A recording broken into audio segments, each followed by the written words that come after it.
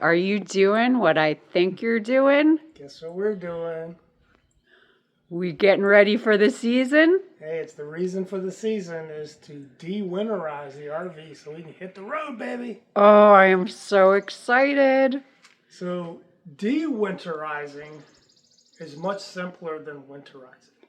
You're basically undoing all the valves that you did before.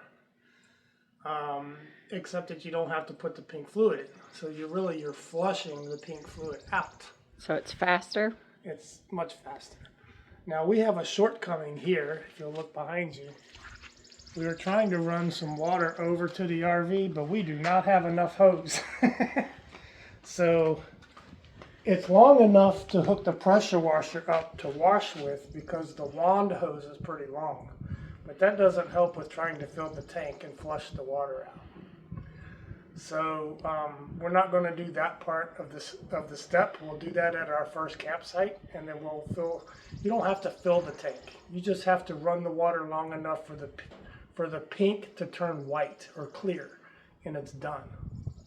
So you don't have to worry about the antifreeze. You know, if you get a little bit on you, or even if you happen to accidentally ingest some, and it's not going to hurt you. They don't make that stuff anymore. It's bio-friendly. If it spills out, and it's not going to hurt you if you drink it. It's just going to taste super sweet and terrible. Don't drink the pink. You don't want to drink the pink. You want to flush the pink out. But I bring a 5-gallon jug of water with us if we have to drink anything in between the time when we get there to flush. Or make coffee, most importantly. You know what I'm saying? Right, drinking water. Now, we don't like to carry our tanks full of water because that's added weight. So the added weight adds, of course, it takes off your fuel mileage. So you just want to carry enough water to get to where you're going. So we know we have a 2-day trip planned. So we know there's going to be a campground in between. And even if you don't get a site, they'll give you water. And we can fill the tank on the site. So if it doesn't happen here, it's okay. We can do it on the other end. Yeah, getting water is fairly easy. It's really easy. If there's no septic somewhere, that's the harder challenge. But water, that's an easy one. Yep. So let's finish with our de-winterizing. All right. Let's see what you're going to do. So there's really 3 things you need to do. Maybe and a couple little smaller things. The major thing is open up. This is the Truma hot water heater. We're not going to turn it on just yet, but the main thing is you want to put the filter back in here. So instructions said to just leave the filter on the side so that it can, it also opens this whole pipe and all the water runs down. This is the lower point. So by removing the filter, you're also, you're putting a big hole in your system so that all the water can run out. So it does 2 things. So now we're putting it back in. It says top right there. You just set it in there. And this little cradle pushes it. It's like a plunger. It pushes it into place. That puts your filter back in there, and then you just lock it. Well, bam. Done. When we get to our campground, we'll worry about turning water on. It's a nice, easy access panel, too. Yeah, it's nice. Down here is another thing to check. As you can see, here's your valve. That's your freshwater tank for filling. So you want to make sure there shouldn't be any pink in there because you don't put fluid in there. So this is I just let it drip, get the old water out, and then close it back off. Make sure it's closed because when you fill it with water, it's going to drain out if you don't. We'll go inside next. I'm so excited. The weather is gorgeous today. Let me back this out a little bit. Yeah, let me we need some more lights in here. That's the light panel over here. Where's the... All your system controls. There we go. Light it up! That's not it either. What do you need, the bedroom? Yeah, bedroom. I can do it. There we go. All right. It's a little cramped because the slide out is in at Is the in. moment. Now- But still, look what you can do with the slide out in. Yep. So you may have remembered when we did the winterization, we had the third drawer out to reach it because it's down here in the bottom. But guess what I discovered yesterday? You're always, What? You're always learning new things. You don't have to take the drawer out. This has a pop off. Wow, that's much easier. So how much easier is that? I bet you wish you would have known that. And I'll take the camera from you because it's easier for me to reach. So there's 2 valves in here you need to turn. I've already turned them. So this is winterized this way. It bypasses the hot water heater. We're going to turn it this way. Handles in line with the plumbing means the plumbing valve is open. And then there's another one right here. It's in the dark. It might be hard to see. Can you see it right there? That one's already turned. But you want to turn it. If it's teed like that, teed off, it's going perpendicular to the plumbing, then that valve is closed. So you want to open that valve now. So now the valve is open. It's in line with the line. The handle is in line with the line. That means that valve is now open. So with both valves open, you're not bypassing the hot water heater. You're actually going to fill the hot water heater with hot water so that you can use it. And that's all there is to do on that. That's nice. And then you just replace.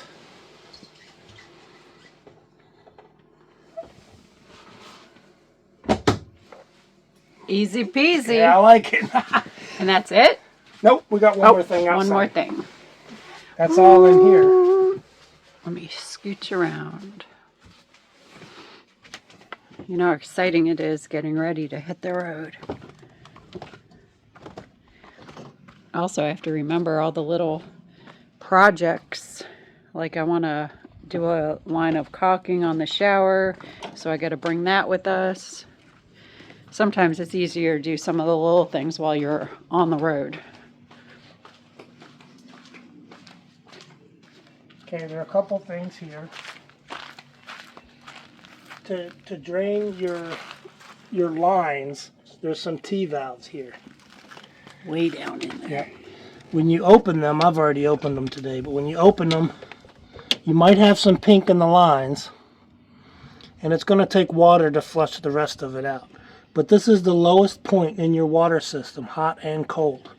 So you just want to make sure they're closed for seasonal use. Now when we go to flush the lines, we'll open them back up, let them flush, and then reclose them. But for right now, we're going to close them. And then the last thing you have to do you remember that water filter we put in here?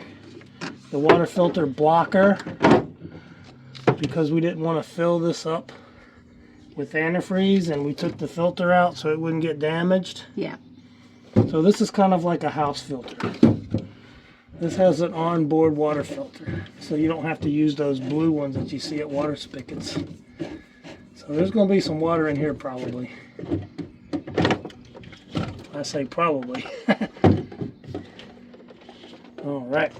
Remember we used this empty bottle and stuck it in there as a filler so we wouldn't have so much pink antifreeze in here? Look how much is in there. Wow. So now we can just pour this out. And it doesn't hurt anything. It's watered down anyway. It's not regular antifreeze like car antifreeze. So this we can just throw away because we can get these. Kind of looks like that mouthwash for kids. The bubblegum mouthwash. Yep, so make sure you got your gaskets on there because they do pop off. You should have one on each end. It doesn't matter which end goes in and which one goes up. They're exactly the same. Make sure it sits down in there. And then screw it back on.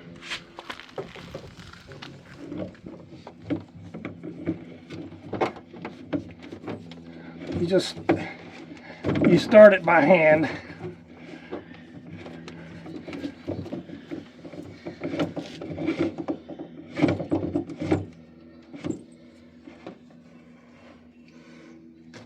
Now, something you want to keep in mind here,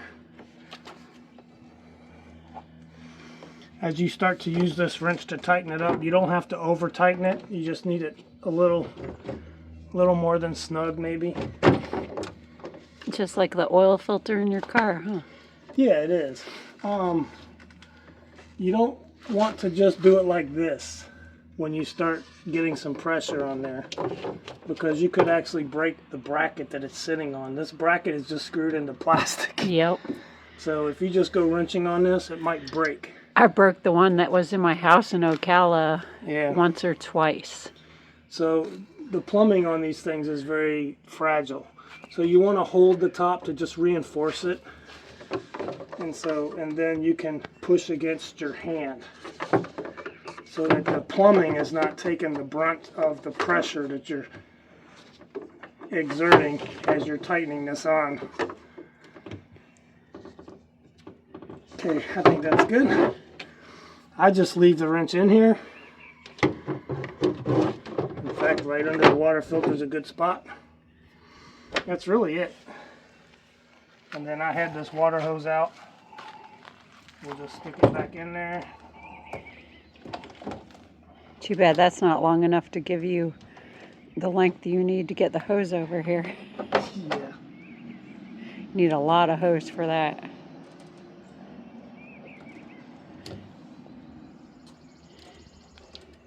And that's one thing I don't see at any of the estate sales or yard sales is any hose. It's hard to find hose, yeah. So this is the wet bay. The things I keep in here is anything to deal with water, sewer. I have the cable, TV cable in here. Some campgrounds you go to have TV cable, and so it's right here. You can just hook it up and it goes right here. If you have a satellite TV, that cable, it goes right here. And here's your water pump. There's several places in the coach you can turn your water pump on. But you don't want to turn it on without water in there, you'll damage it. Is that even a little electrical plug under there next And to the there water is, filter? yes. I don't really know specifically why it's there, but I could see that being useful. Yeah, maybe. And Maybe there's an one day. outdoor shower here as well.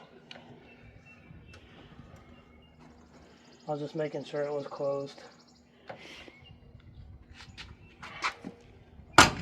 Well, I say outdoor shower, but usually it's an outdoor shower for pets. If you want to rinse your feet off, you're at the beach, or if you want to wash a small pet Or children. or children, you could do it right here. It's not a very long hose, so Yeah. it has to be right here. I mean, you could wash your feet too. And as far as dewinterizing, that's it. Well, that seems pretty easy. Your fresh water tank. Well, actually, you can load your fresh water tank from in here. There's a couple ways you can load your fresh water tank. You can hook it up here and load from a city water connection. If you have it on dry and it's on dry and you hook to city, it will fill your tank. And then you put it on city to bypass your tank. So you can fill it up here. And I believe it does have another external filter too. Most coaches do. I can't remember if this one does or not. I mean, it's been a while. I know we gotta get back into the rhythm now. It's not something I usually use.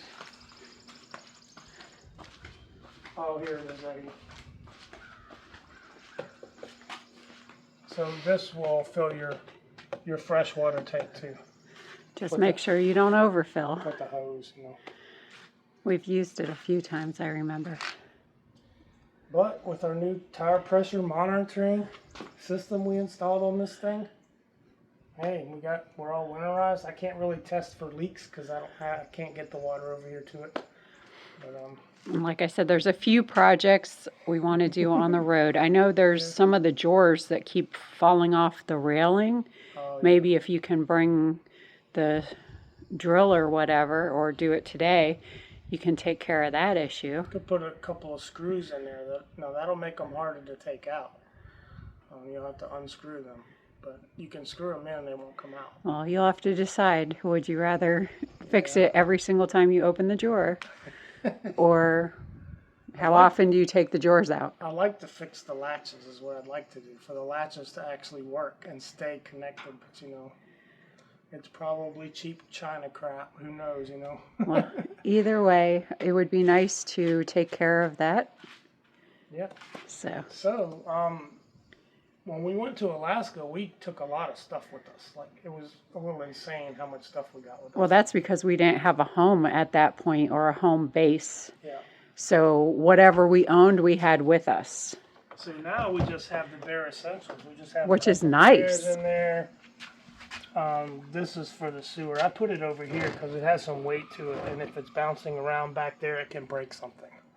So it can't break anything. So you got here. your camping chairs and your little table. Little table. We got our bike locks, and then we have our, in case we come across any Disc golf. disc golf, we can play disc golf. Yeah, it's always fun to play. And there's an extra extension cord in there. But it's nice traveling light. And you got lots of space. You can I put think more stuff. on the next trip we go on, we're not even bringing the washer and dryer because it's so short. So it's super nice to pack for a short little trip. Yep. No Makes washer and dryer. We already took them out. Easy peasy. So we're trying to save on weight. The less weight, if you don't need to take extra stuff, don't take it. If you think you're going to need it, then take it, of course. Yeah, not just weight, but it's easier to maneuver around when you don't have to move those things back and is. forth. So Remember the washer we have to take out of the shower to take a shower and then put it back? yeah, and Not a it's big deal. worth it to have it Yeah. when you need it, but if you don't need it, just leave it Just leave and make it easier. And that's kind of why we wanted a home base, because now we can pack for the trip and then repack for the next trip. Like, it's a good stop through area, Yes. centrally located. So like, if we decide we want to go down to Texas and come back in a couple weeks, then we decide later we're going to go north to Nova Scotia for the winter, or for the summer rather, then we take the washer and dryer with us. Absolutely. So we stop here, we reset, we do our laundry, we redo food, we redo clothes, Do a couple and of then- house projects. and then we repack. You know, do we take the e-bikes? Do we not take the e-bikes? These are all things you have to go through on your list. So you pack for the season.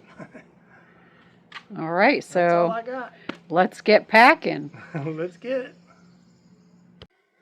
Hey guys, so I want to show you this product we got for our travels. In case you have a dead battery, this is a bump jump starter, or jump starter. Here's your power indicator. I'm going to go over some of the features of this item. I think it's a good thing to have. They've certainly made them more compact, and so you could pack it anywhere, in the side of a door or the bottom of a toolbox. But you just power it on here, and the light tell you that you got full power. That's what you want. There's also a flashlight on there. Try not to blind you. You've got a strobe light, a beacon, and then off. And it times out by itself, so you don't have to turn it off. You got a couple of ports here I'll go over real quick. You got a C-type connector here for charging, and you got two USB ports for input and output. So you can charge your devices, your laptops, your phones, whatever you need to charge while you're on the road. Also here is the cable for your jump starter, and we'll go over that in just a second. And then on the back you have a compass. So coming back to the jump starter, the way this would work is you would just plug the device. It can only be plugged in one way, so you can't cross it. It goes in like so. Now it's real important here, read your book, your manual when you get this.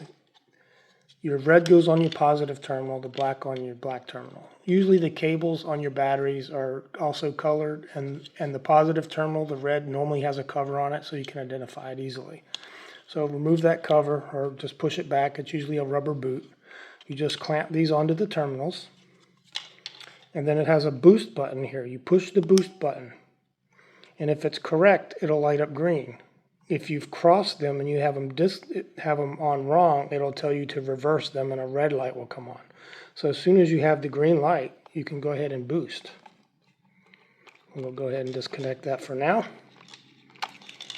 And then it also comes with the charging cable, as I previously mentioned. It comes with a nice case, semi-hardened case.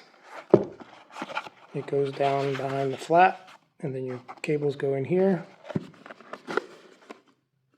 Another important thing to mention, the Asper X has a 3000 amp peak current power. It can jump a car up to 10 liters in size and a diesel engine up to 8 liters in size. So make sure your vehicle's not too big or you'll need a bigger size jumper. But the Asper X, the AX 3000 jump starter. We'll put a link in the description so you guys, if you guys want to check this out, I think it's a good addition to your travel plans. I'm really happy that we got it, so now I don't have to worry that we're going to be stuck on the side of the road. Right. And I'm glad of how small they are these days. It's really a pretty simple device. Can't mess it up.